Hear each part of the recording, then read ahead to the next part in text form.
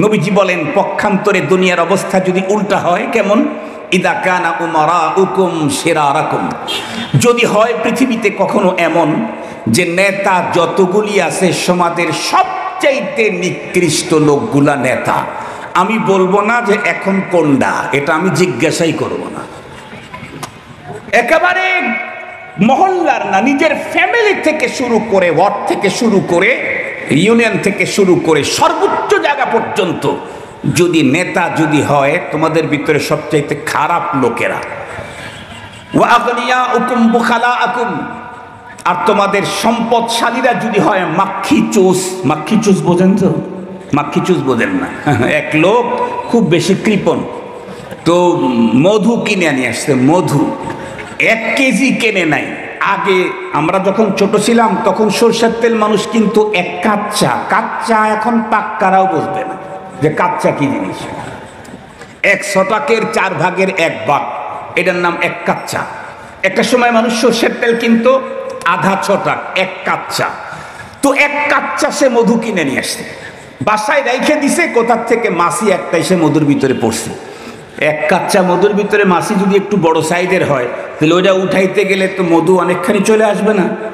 বাড়িওয়ালার সামনে যখন ওই মাছিটা সরায় দিতে যেতেছে, বাড়িওয়ালা বলতেছে হায় হায় হায় কি সর্বনাশ করলি, কি কয় মধু তো অর্ধেক ওর সাথে উঠে চলে গেল, তো কি করব? কয় দে দে আমার কাছে দে। তো মাছিটা ধরে চোষা শুরু করছে যাতে তার মধু নষ্ট না হয়। বলেন তো দেখি, এই মাছিকে ধরে চোষণ দিলে শুধু মধুই বের হবে না, মাছির পাশা দিয়ে আরো মধুর চাইতে দামি জিনিস বের হবে? কথা বলেন না কেন? বের হবে না? হবে না? মধুর চাইতে আরো দামি জিনিস বের হবে। তো ওই লোক এই পদ্ধতিতে মাছি চুষে খাওয়ার কারণে ওরে বলে মাক্ষী চুস। সমাজের যদি বিত্তবানেরা হয় মাক্ষী চুস মার্কা, যে তার সম্পদ পড়ে আছে, তার পাশেই তার আপনজন অসুস্থতায় কাতরায়, বস্ত্রহীন পড়ে আছে, ক্ষুধার্ত অবস্থায় কাতরাইতেছে। আর ওয়া আমরুকুম ইলা নিসাইকুম, কাজ মশওয়ারা ভিত্তিতে হয় না, বরং কাজের জিম্মাদারি হলো লেডিজদের হাতে, মেয়েদের হাতে। আল্লাহ পাকের রসুল বলেন তখন দুনিয়াতে বেঁচে থাকার চাইতে মরাই। আর একটু জোরে বলেন। তার মানে আমি কিন্তু বলতেছি না যে বাংলাদেশের লোকেরা যার যার গলায় শেষে দড়ি দাও, এটা কিন্তু আমি বলি না, আপনারা উল্টা বুঝেন না। রংপুরের মানুষ সাদা সিধা মানুষ। মুহতারাম হাজিরিন, তার অর্থ হলো এই অবস্থাতে আমি আপনি বেঁচে থাকলে পরপারের পুঁজি করার চাইতে গুনাহ বাড়তে থাকবে। সমাজের সবচাইতে খারাপ লোক আমার নেতা, আমাকে গুনাহ করতে উদ্বুদ্ধ করবে, বাধ্য করবে। সমাজের বিত্তবানেরা বখিল, সমাজের নেতৃত্ব নারীদের হাতে, তখন বেঁচে থাকার চাইতে মরাই উত্তম। কেন? যতদিন বেশি বেঁচে থাকবো গুনাহ বেশি হওয়ার কারণে পরপারে শাস্তি ভোগ করতে হবে। আমি এখন জিজ্ঞাসা করতে চাই, যেই 3 শ্রেণীর কাজ, 3টা কাজ দুনিয়াতে হলে দুনিয়াতে বেঁচে থাকা উত্তম, সেটা হলো নেতা যদি সবচাইতে ভালো হয়, ধনী যদি হয় দানশীল, কাজ যদি হয় মশওয়ারা ভিত্তিতে। জিজ্ঞাসা করতে চাই, এই 3 কাজ সম্পাদন করার জন্য এক্সপার্ট আর যোগ্য লোক তৈরি হয় পৃথিবীর কোন বিদ্যালয়ে? ইন্নাল হামদালিল্লাহ نحمده ونستعينه ونستغفره ونؤمن به ونتوكل عليه ونعوذ بالله من شرور أنفسنا ومن سيئات أعمالنا من يهده الله فلا مضل له ومن يضلله فلا هادي له ونشهد أن لا إله إلا الله وحده لا شريك له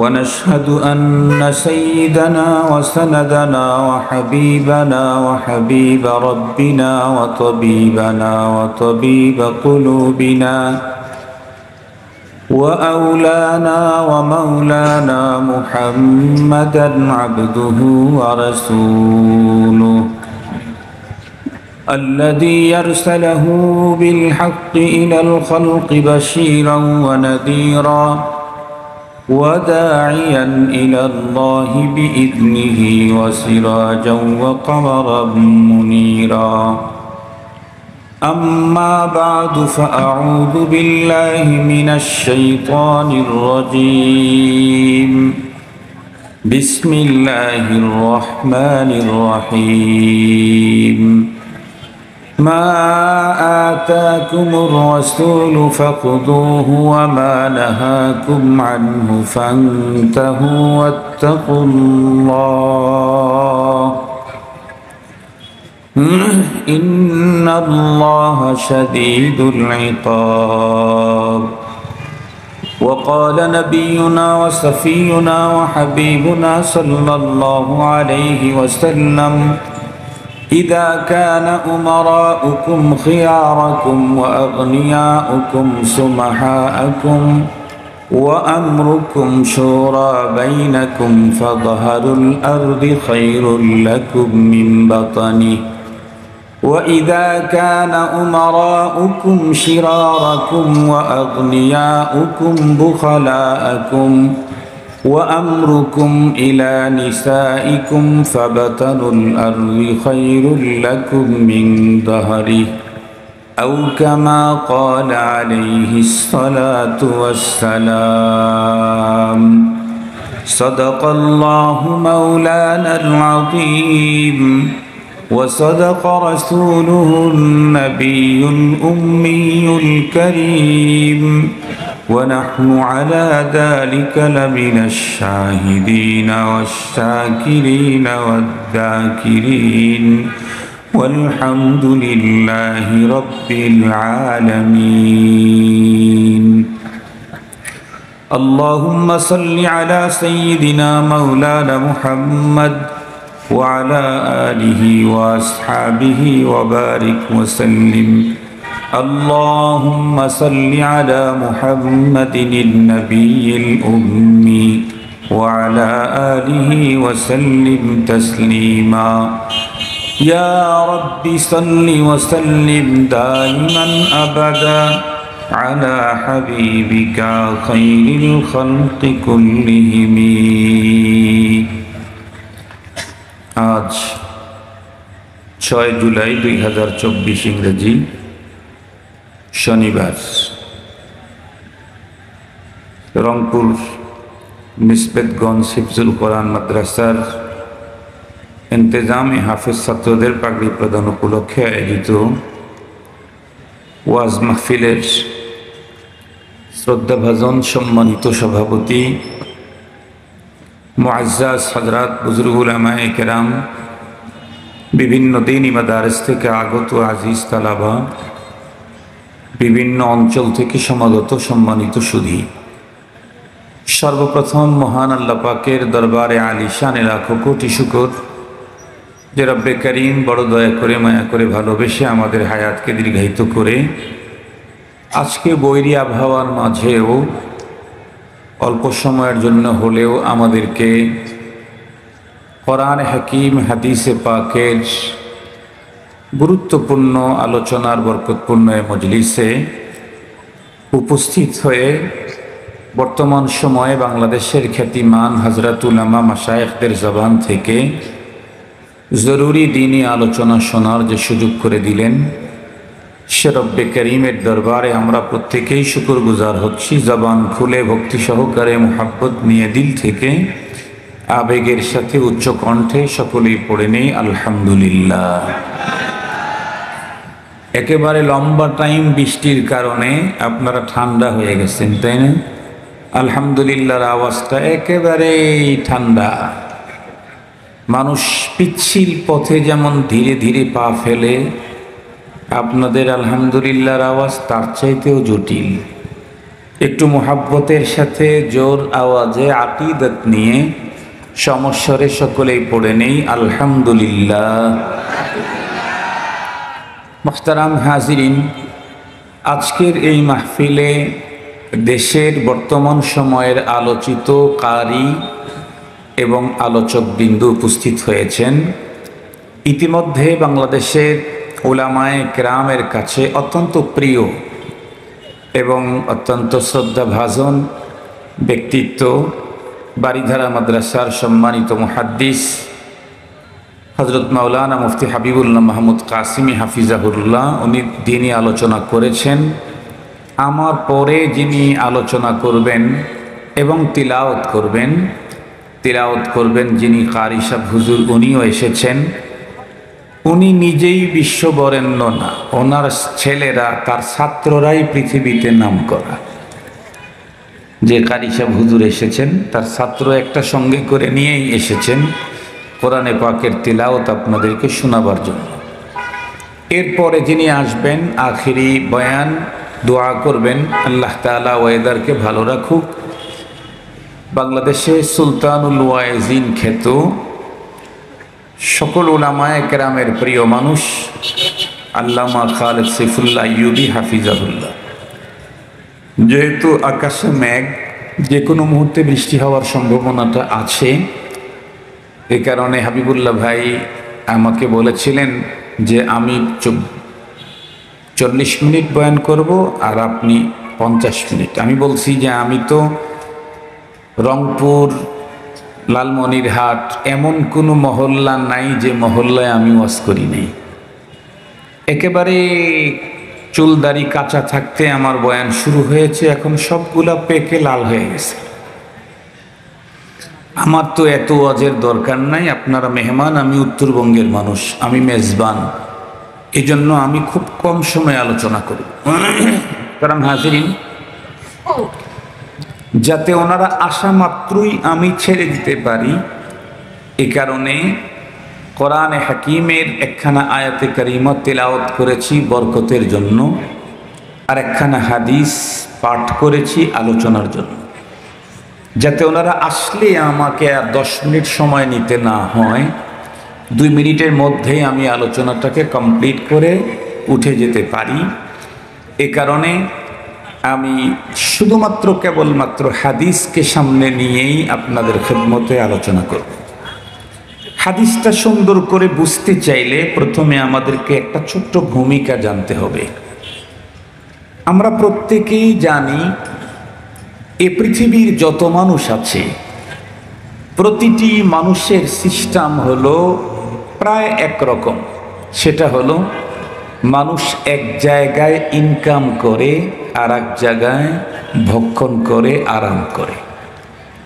ইনকামের জন্য মানুষ এক জায়গা, আর এটাকে বসবাসের জন্য, আরাম আয়েশের জন্য আর এক জায়গা। এ কারণেই দেখবেন আমাদের বাংলাদেশে অনেক বিদেশি আছে, তারা নানা কাজে আমাদের দেশে কাজেরত আছে। অনেক বড় বড় ব্রিজ, কালভার্ট, বিদ্যুৎ উৎপাদন কেন্দ্র থেকে শুরু করে অনেক বড় বড় জায়গাতে অনেক বিদেশি আছে। আবার আমাদের দেশের মানুষও পৃথিবীর প্রান্তে প্রান্তে বহু রাষ্ট্রে লক্ষ লক্ষ বাংলাদেশি আছে, লক্ষ লক্ষ। কোনো এক রাষ্ট্রেও 12 লাখ, 14 লাখ, 15 লাখ বাঙালি আছে, 20 লাখ বাঙালি আছে কোনো এক রাষ্ট্রেই। খুব ভালো করে বুঝবেন, মানুষ এক জায়গায় ইনকাম করে আর এক জায়গাতে ভোগ করে, এটা হলো সিস্টেম।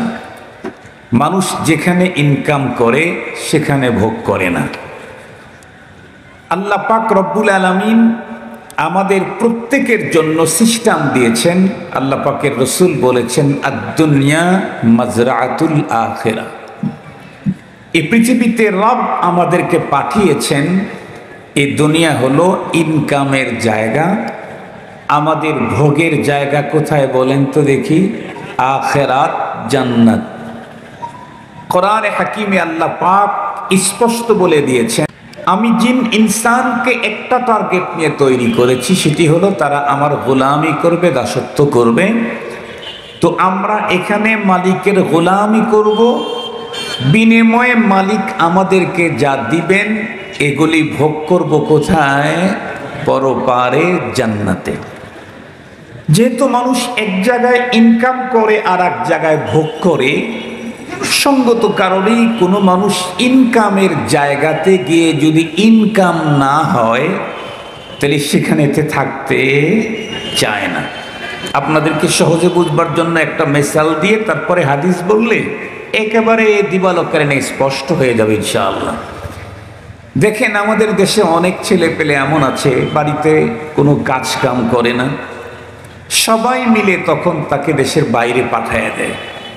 কোনো এমনও তো ফ্যামিলি আছে যে তার একটা সন্তানকে দেশের বাইরে ইনকামের জন্য পাঠাইতে তার সব কিছু বিক্রি করেছে, এমনকি ভাড়া বাড়িতে তারা থাকে, কারণ তাদের পুঁজি ছিল বসত ভিটাটা, এটা বিক্রি করে ছেলেকে জাপানে পাঠিয়েছে।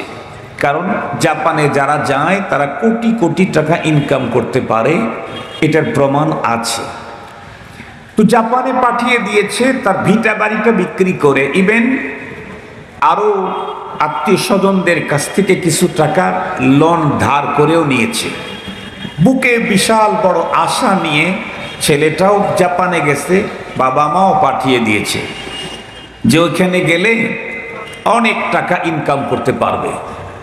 যে কোনো কারণে, পরিবেশগত কারণে অথবা তার স্বাস্থ্যগত কারণে অথবা তার পেপারসের কোনো প্রবলেমের কারণে জাপানে যাওয়ার পরে সে কোনো কাজ করতে পারতেছে না, যে কোনো কারণেই হোক সে কোনো কাজ করতে পারতেছে না।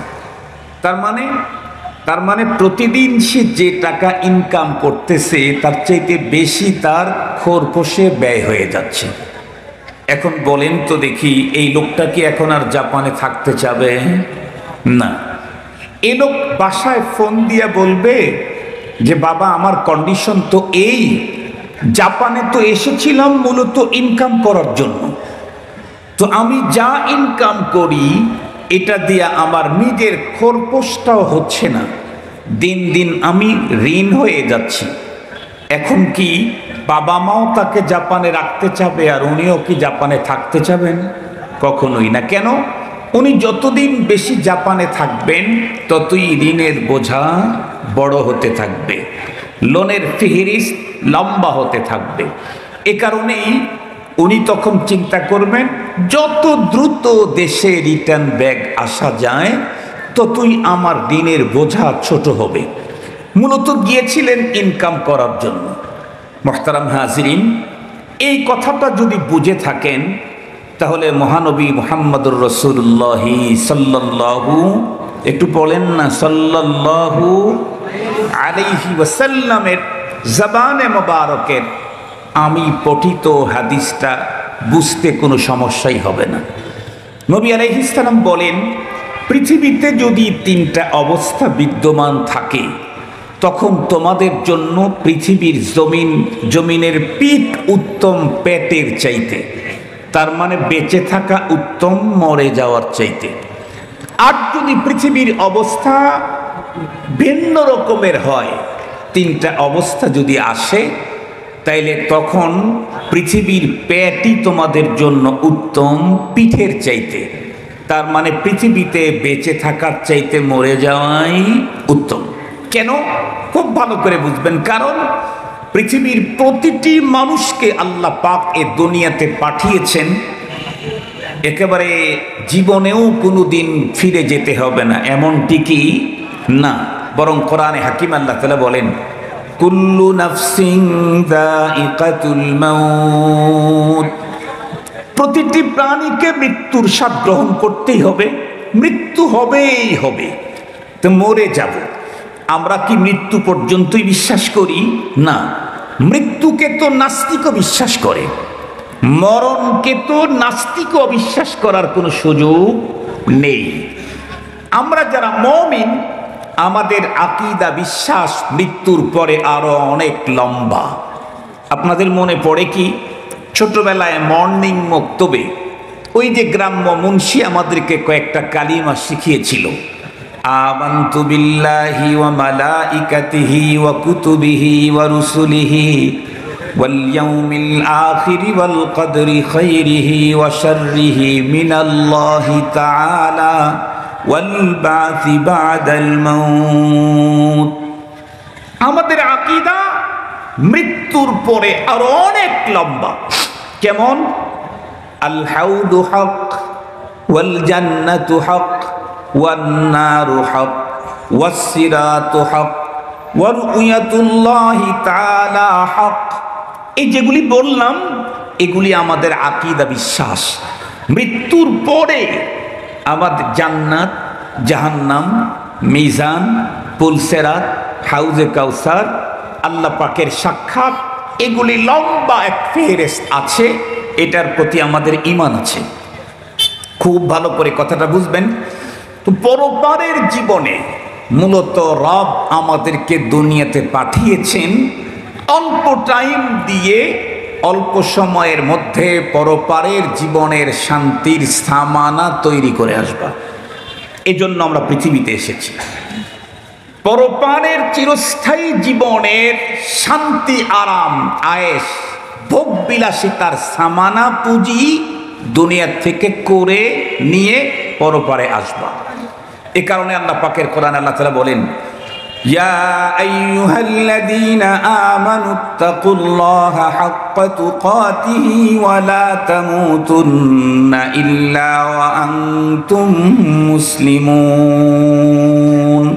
একজন কবি চমৎকার বলেন, আয়া সাহিবাদ যামবি লা তাকনাতু ফাইন্নাল ইলাহা রাউফুন রাউফ ওয়া লা তারহালান্না বিলা উদ্দাতিন ফাইন্নাত তারিকা মাখুফুন মাখুফ।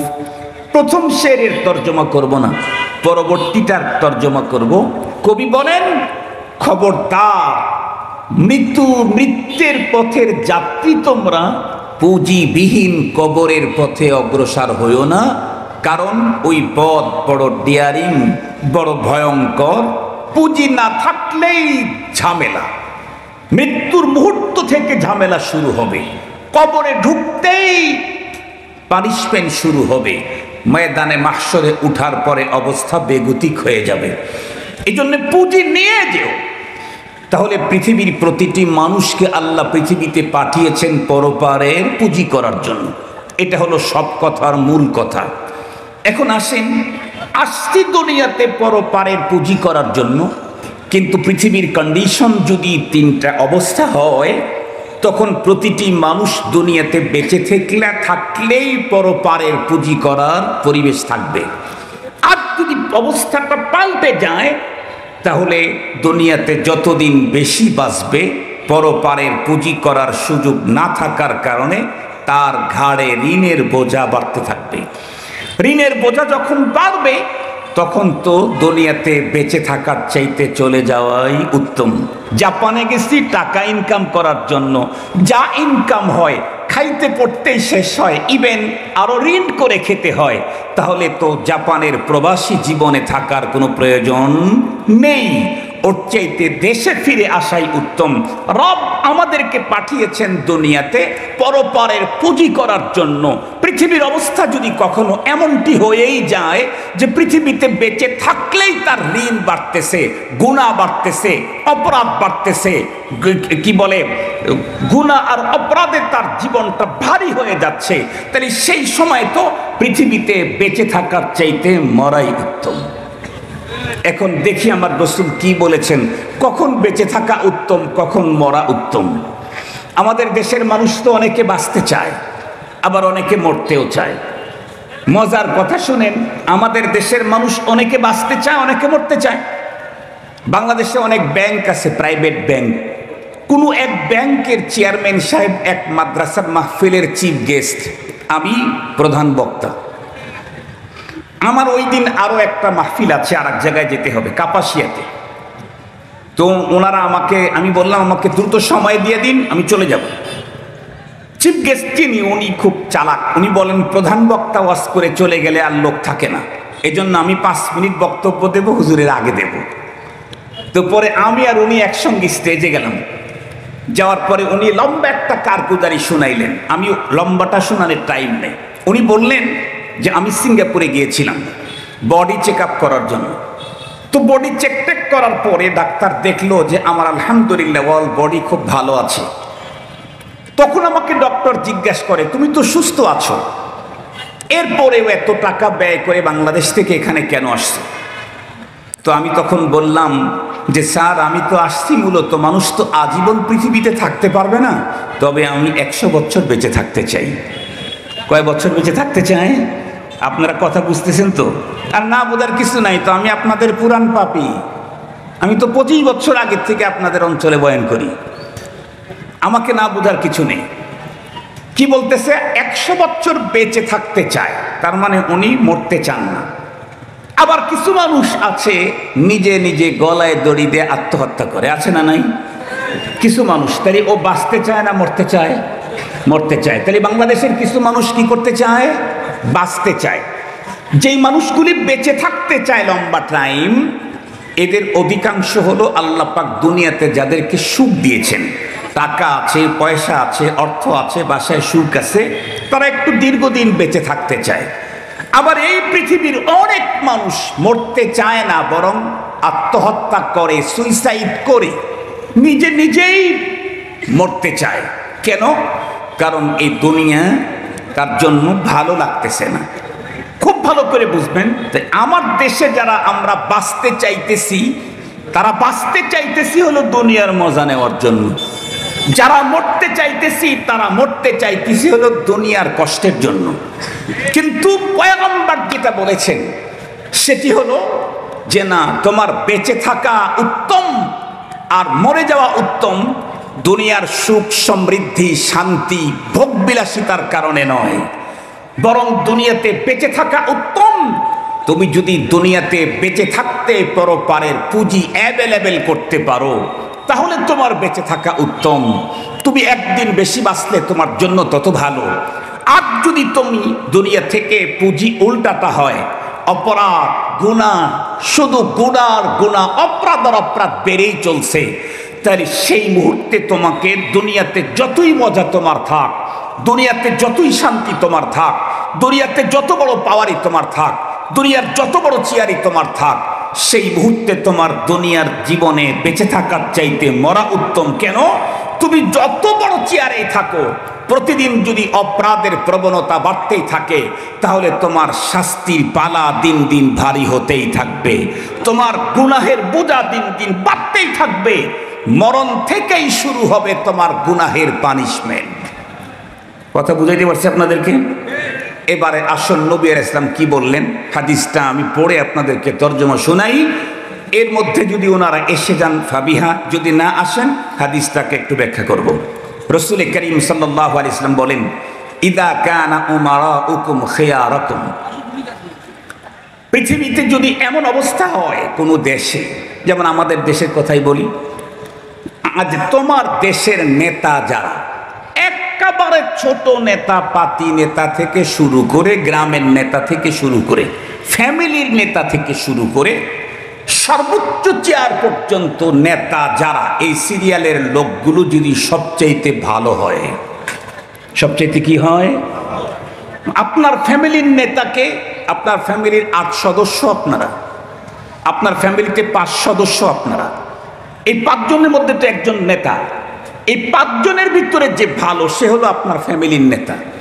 আপনার মহল্লাতে লোক আছে 5000, 5000 লোকের ভিতরে যে সবচাইতে ভালো, ভদ্র, দিনদার, সেই হলো আপনাদের মহল্লার নেতা। আপনার গ্রামে আছে 10,000, 10,000-এর ভিতরে সবচাইতে ভালো যে লোক, সে হলো আপনার গ্রামের নেতা। আপনার ওয়ার্ডে আছে 50,000, 50,000-এর ভিতরে সবচাইতে ভালো যে লোকটা, সেই হলো আপনার ওয়ার্ডের নেতা। আপনার ইউনিয়নে আছে 1 লাখ মানুষ, 1 লাখের ভিতরে সবচাইতে ভালো যে লোকটা, সেই লোকটা আপনার ইউনিয়নের নেতা। এভাবে করতে করতে করতে করতে সর্বোচ্চ পর্যন্ত সবচাইতে বড় চেয়ারে কে? এদেশের সবচাইতে ভালো মানুষটা যে। নবীজি বলেন, এমন কন্ডিশন যদি পৃথিবীতে হয়, তাহলে একটা অবস্থা। আর একটা কি? ওয়া আগনিয়াউকুম সুমাহাআকুম, তোমাদের সমাজের ধনী বিত্তবান যারা, তারা যদি হয় দানশীল, মায়াবী, মানুষের প্রতি দরদ ভালোবাসাওয়ালা, ধনী লোক যারা, আল্লাহ যাদেরকে ধন দিয়েছেন, সম্পদ দিয়েছেন, সব দানশীল। খুব ভালো করে বুঝবেন। 3 নাম্বার, ওয়া আমরুকুম শুরা বাইনাকুম, রাষ্ট্রের কাছ থেকে শুরু করে মহল্লার তোমার ফ্যামিলির কাজ পর্যন্ত সব জায়গাতে কাজ হয় মশওয়ারা ভিত্তিক। কেউ কেউ বলতে পারেন, হুজুর আমাদের রাষ্ট্রের কাজ তো মশওয়ারা ভিত্তিকই হয়, কারণ সংসদে তো সংসদ বসে তো মশওয়ারার জন্যেই। সংসদ কি জন্যে বসে? কথা বলেন। মশওয়ারার জন্যে বসে। কিন্তু আমাদের দেশের সংসদের মশওয়ারার সিস্টেম যেটা, এটা শরীয়তের সিস্টেম না। আমাদের দেশের সংসদের মশওয়ারার সিস্টেম হলো, এই বিলের পক্ষে যারা আছেন তারা হা বলুন, যারা বিপক্ষে আছেন তারা না বলুন।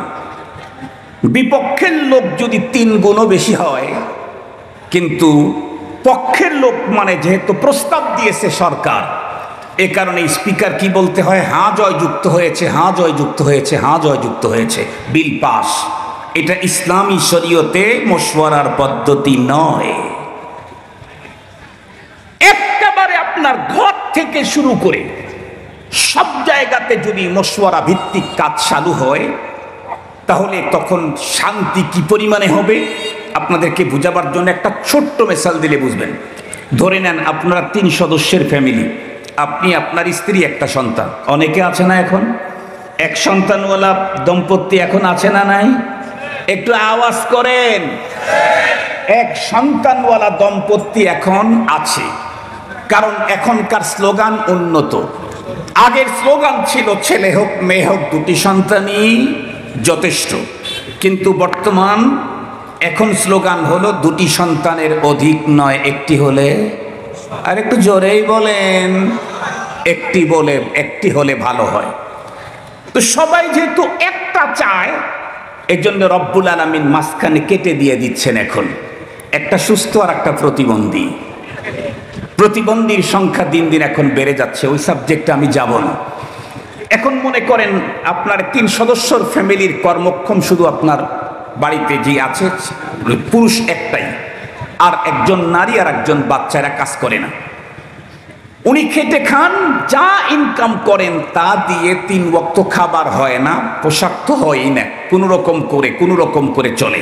সামনে ঈদ চলে আসছে, স্ত্রী মনে মনে ভাবতেছে এই ঈদে একটা নতুন কাপড় আমি নেব। ছেলে মনে মনে ভাবতেছে সবাই নতুন কাপড় পরে যায়, আমার বাবা দিতে পারে না, এই ঈদে আমাকে দিবে। লোকটা যিনি ঈদ কর্মক্ষম, উনি চিন্তা করতেছেন কাপড় না পরলে তো আমি আর কাজ করে ইনকাম করতে পারবো না, এবং কাপড়টা আমার দরকার। এ ভাই আমার কথা শুনেন, আমার কথা শুনে 3-5 মিনিটের মধ্যে শেষ হয়ে যাবে।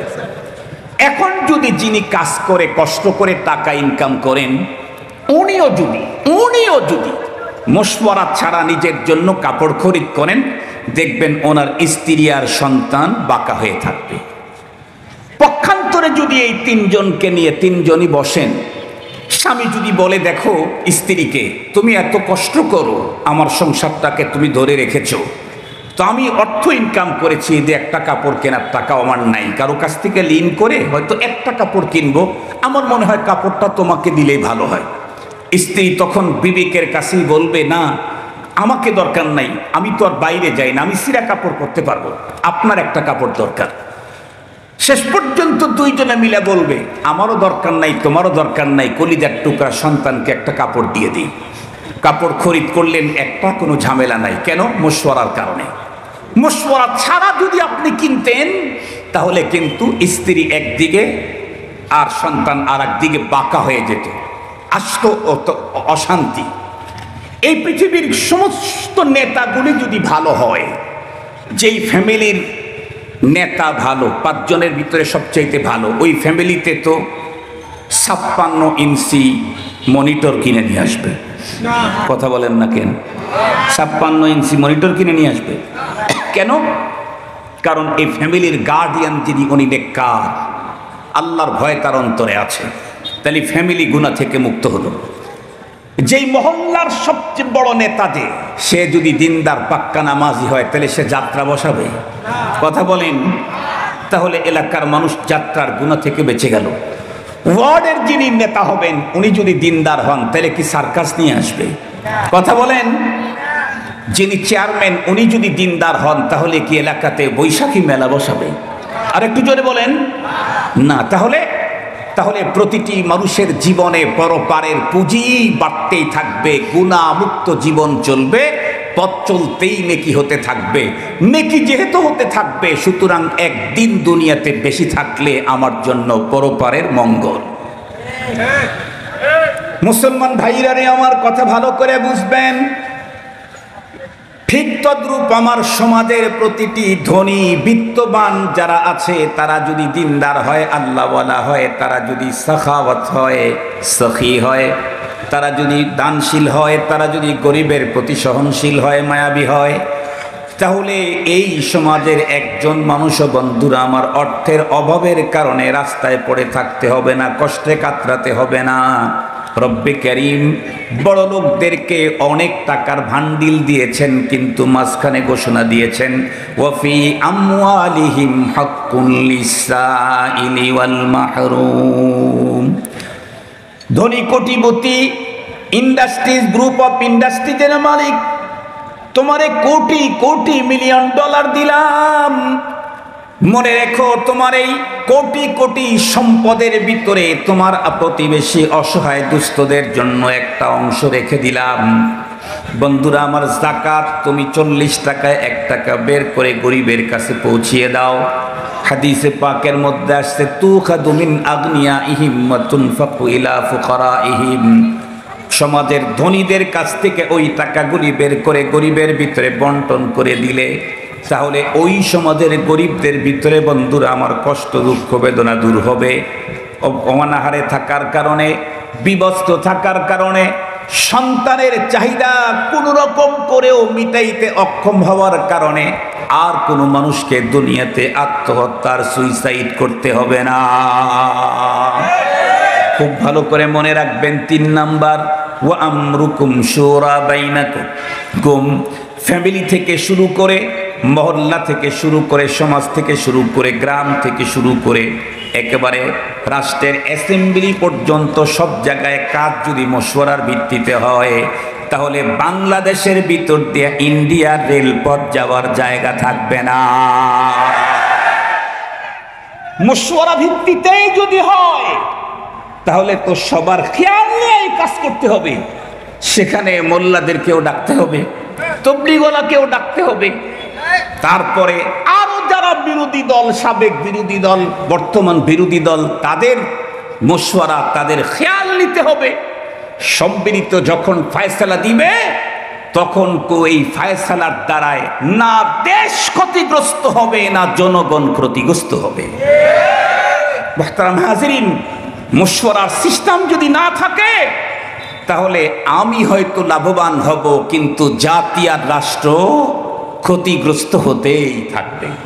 মুহতারাম হাজিরিন, এ কারণেই রাসূল করিম সাল্লাল্লাহু আলাইহি ওয়াসাল্লাম বলেছেন, পৃথিবীর অবস্থা যদি এমন হয় সবগুলি নেতা সবচেয়ে ভালো মানুষ, সবগুলি ধনী বড় দানশীল, সকল কাজ মশওয়ারা ভিত্তিতে, নবীজি বলেন ফাদাহারুল আরদি খায়রুল লাকুম মিন বাতানিহা।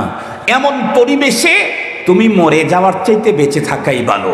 একদিন বেশি বাঁচবা, একদিন 5 ওয়াক্ত নামাজ বেশি পড়তে পারবা, প্রতি ওয়াক্তে 2টা সেজদা তোমার বেশি হবে, প্রতি সেজদায় কমপক্ষে সুবহানা রাব্বিয়াল আলা তোমার 3 বার করে তুমি বেশি পড়তে পারবে। 1 বছর যদি বেঁচে থাকো তাহলে একটা রমাদানুল কারীম পেয়ে যাবে। রমাদানুল মুবারকে এমন এক রাত তোমাকে দেওয়া হবে, এক রাত 83 বছরের চাইতেও দামি। এক রাত। লম্বা কথা হাদিসে পাকের মধ্যে এসেছে, যেহেতু ওয়েদারের অবস্থা ভালো না এজন্য আমি সেদিকে যেতে চাই না। হাদিসে পাকের দ্বিতীয় অংশটা আপনাদের খেদমতে পড়ে দিই। তাহলে এই অবস্থা যদি এমন হয় তাহলে তখন মানুষ ইচ্ছা করলেও গুনাহ করতে পারবে না। কেন? লিডার বড় দিনদার, এই নেতার সামনে যদি বড় গুনাহ করার স্বাদ মিটিয়ে দিবে। ঠিক বললাম না? ঠিক বললাম? এই জন্য তখন বেঁচে থাকবে তো নেকি বাড়বে, বেঁচে থাকবে তো নেকি বাড়বে। জাপানে তো গিয়েছেই বাড়ির ভিটা বিক্রি করে। কেন? অর্থ ইনকাম করার জন্য। দৈনিক যদি 5 লাখ টাকা কারো ইনকাম হয়, সে কি থুয়ে আসতে যাবে? আল্লাহ পাক আমাকে তো দুনিয়াতে পাঠাইছেন নেকি কামাই করার জন্য, বড় পারের পুঁজি করার জন্য। আমার নেতা দিনদার আমাকে গুনাহ করতে দেয় না, আমার সমাজের বড় লোকেরা আমাকে অভুক্ত থাকতে দেয় না, ক্ষুধার্ত থাকতে দেয় না, আমাকে বস্ত্রহীন থাকতে দেয় না। তার মানে আমার পেরেশানি মুক্ত নেকি করার বড় সুযোগ। একদিন 1 ঘন্টা দুনিয়াতে বেশি বেঁচে থাকলেই আমার ফায়দা। কথা কি বুঝাইতে পারছি? আর 2 মিনিটের মধ্যে শেষ করে দেব। নবীজি বলেন, পক্ষান্তরে দুনিয়ার অবস্থা যদি উল্টা হয়, কেমন? ইদা কানা উমারাউকুম শিরারাকুম, যদি হয় পৃথিবীতে কখনো এমন যে নেতা যতগুলি আছে সমাজের সবচাইতে নিকৃষ্ট লোকগুলা নেতা, আমি বলবো না যে এখন কোনটা, এটা আমি জিজ্ঞাসাই করব না। একেবারে মহল্লার না, নিজের ফ্যামিলি থেকে শুরু করে, ওয়ার্ড থেকে শুরু করে, ইউনিয়ন থেকে শুরু করে সর্বোচ্চ জায়গা পর্যন্ত যদি নেতা যদি হয় তোমাদের ভিতরে সবচাইতে খারাপ লোকেরা, ওয়া আগনিয়াউকুম বুখালাআকুম, আর তোমাদের সম্পদশালীরা যদি হয় মাক্ষী চুষ। মাক্ষী চুষ বোঝেন তো? মাক্ষী চুষ বোঝেন না? এক লোক খুব বেশি কৃপণ, তো মধু কিনে নিয়ে আসছে। মধু 1 কেজি কেনে নাই। আগে আমরা যখন ছোট ছিলাম তখন সরষের তেল মানুষ কিন্তু এক কাচ্চা কাচ্চা, এখন পাক্কারাও বুঝবে না যে কাচ্চা কি জিনিস। 100 টাকার 4 ভাগের 1 ভাগ, এটার নাম এক কাচ্চা। একটা সময় মানুষ সরষের তেল কিন্তু আধা 6 টাকা 1 কাচ্চা। তো 1 কাচ্চা সে মধু কিনে নিয়ে আসছে, বাসায় রেখে দিছে। কোথার থেকে মাছি একটা এসে মধুর ভিতরে পড়ছে। 1 কাচ্চা মধুর ভিতরে মাছি যদি একটু বড় সাইজের হয় তাহলে ওইটা উঠাইতে গেলে তো মধু অনেকখানি চলে আসবে না? বাড়িওয়ালার সামনে যখন ওই মাছিটা সরায় দিতে যেতেছে, বাড়িওয়ালা বলতেছে হায় হায় হায় কি সর্বনাশ করলি। কি কয়? মধু তো অর্ধেক ওর সাথে উঠে চলে গেল, তো কি করব? কয় দে দে আমার কাছে দে। তো মাছিটা ধরে চোষা শুরু করছে যাতে তার মধু নষ্ট না হয়। বলেন তো দেখি, এই মাছিকে ধরে চোষণ দিলে শুধু মধুই বের হবে না, মাছির পাশা দিয়ে আরো মধুর চাইতে দামি জিনিস বের হবে? কথা বলেন না কেন? বের হবে না? হবে না? মধুর চাইতে আরো দামি জিনিস বের হবে। তো ওই লোক এই পদ্ধতিতে মাছি চুষে খাওয়ার কারণে ওরে বলে মাক্ষী চুষ।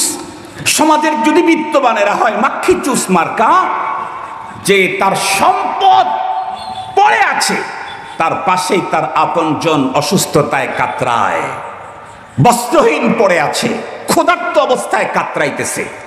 আর ওয়া আমরুকুম ইলা নিসাইকুম, কাজ মশওয়ারা ভিত্তিতে হয় না, বরং কাজের জিম্মাদারি হলো লেডিজদের হাতে, মেয়েদের হাতে। আল্লাহ পাকের রসুল বলেন তখন দুনিয়াতে বেঁচে থাকার চাইতে মরাই। আর একটু জোরে বলেন। তার মানে আমি কিন্তু বলতেছি না যে বাংলাদেশের লোকেরা যার যার গলায় শেষে দড়ি দাও, এটা কিন্তু আমি বলি না। আপনারা উল্টা বুঝেন না, রংপুরের মানুষ সাদা সিধা মানুষ।